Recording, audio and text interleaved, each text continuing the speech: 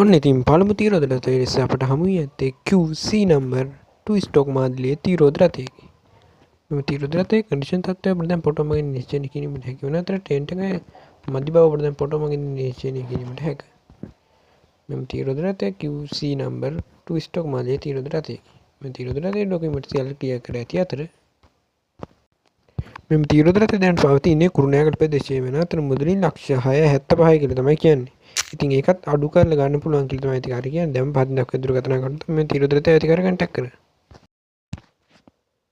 ඔන්න ඉතින් ඊළඟට හම්බ වෙලා තියෙනවා ABA නම්බර් 4 ස්ටොක් මාදිලියේ තීරෝධ රථය.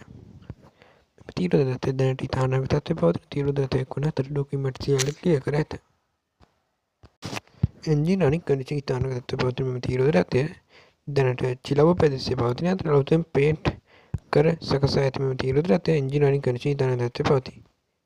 2015 වර්ෂයේ ලියාපදිංචි කරන ලද මෙම තීරෝධ රථය මුදලින් ලක්ෂ 14.60 කියලා තමයි කියන්නේ. දැන් මම පහතින් දක්වා දුරකථන කොට තමයි තීරෝධ රථය අධිකාරිය කන්ටැක්ට් කරා.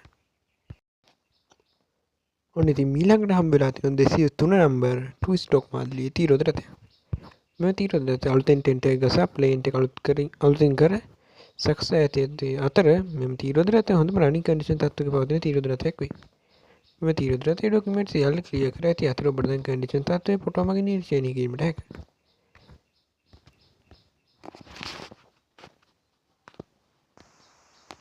දැනට අතුරුගිරිය ප්‍රදේශයේ පවතින මෙම තීරෝධ රථය මුදලින් ලක්ෂ 5.50 කියලා තමයි කියන්නේ.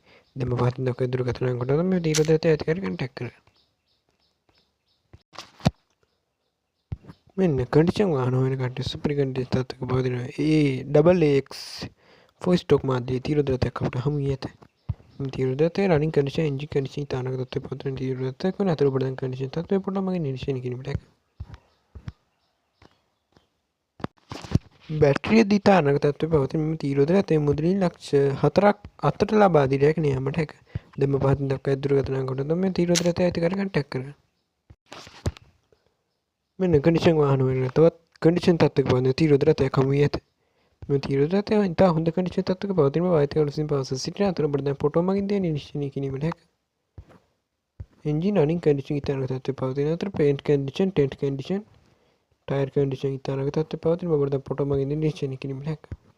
මේ තීරෝධ රථයේ පේන්ට් එකද ඉතාලම තත්ත්වයේ පවතින අතර ඩොකියුමන්ට් සියල්ල ක්ලියර් කර ඇති අතර ඔබට මුදලින් ලක්ෂ 2.90ක් අතට ලබා දී රැගෙන යාමට හැකි වන අතර මෙම තීරෝධ රථය දැන් පවතින්නේ කෑගල්ල ප්‍රදේශයේ වෙන අතර දැන් මම පහතින් දක්වා දුරකථන කොට තමයි මේ තීරෝධ රථය අධිකාරිය කන්ටැක්ට් කරගන්නේ.